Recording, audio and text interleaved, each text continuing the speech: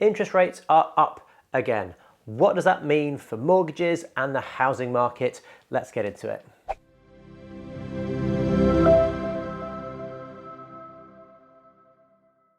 So today, the Bank of England has announced yet another rise. They put the rates up by 0.75%. So they're doing this to try and curb inflation, which is now at 10.1%. It's been hovering around that 10% mark for the last couple of months.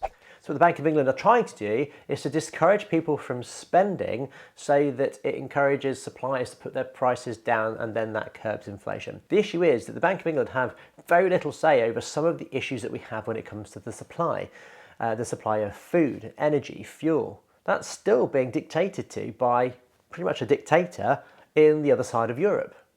So until that resolves itself, we're going to have inflationary pressures on our economy.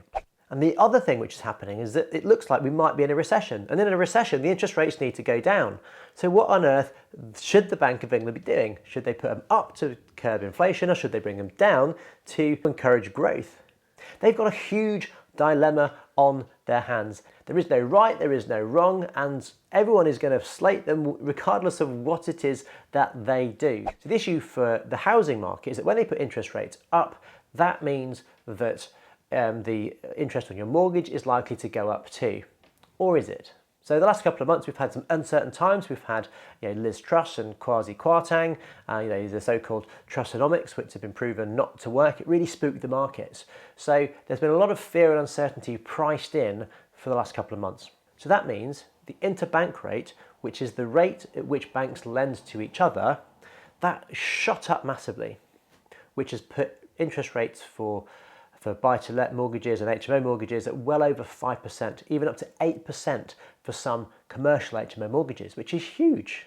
So we've now got a new Prime Minister who's got a lot more confidence within his own party. He's also got some confidence with the markets, which means that the interbank rate is slowly coming back down again, which should, to be fair, counteract a Bank of England base rate rise as well. So what I think is going to happen is that interest rates are probably going to stay quite static for the next few months, until we start to see some things change.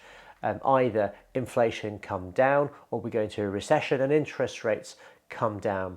And that interbank rate, as long as that continues to come down, when we have more certainty in terms of an economic plan moving forward, then we should get a bit more predictability in our interest rates, which then means that for investors you can make investment decisions. For people buying their own home, then you can make good decisions about what you're probably going to be paying for 2 years or even 5 years.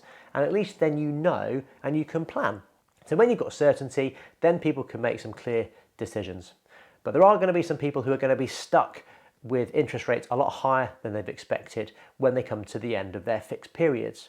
And that's probably going to put the housing market in a bit of a U-turn, whereby we've seen a lot of inflationary pressures pushing prices up. So what we'll probably see is the supply of property increasing, which means more property on the market, fewer people buying because of mortgage interest rates, and maybe more people renting as a result. So people will either downsize or they'll go into rental accommodation because they can't afford their mortgage. And then that means that prices will probably come down. We've got Lloyd's predicted an 8% drop. I've also seen predictions of a 10% drop. I don't think this will be long lasting, but I think there's a good opportunity for people that are in a position to buy, whether that's homeowners or whether that is investors looking to get into the market to create rental property, or HMOs is something that we do a lot of as well. So thank you for watching. I hope that has been of some value. If you like what you saw, then hit the subscribe button. Don't forget to like it and then share it with anyone who you think it might be helpful for. Thanks for watching, and see you in the next video.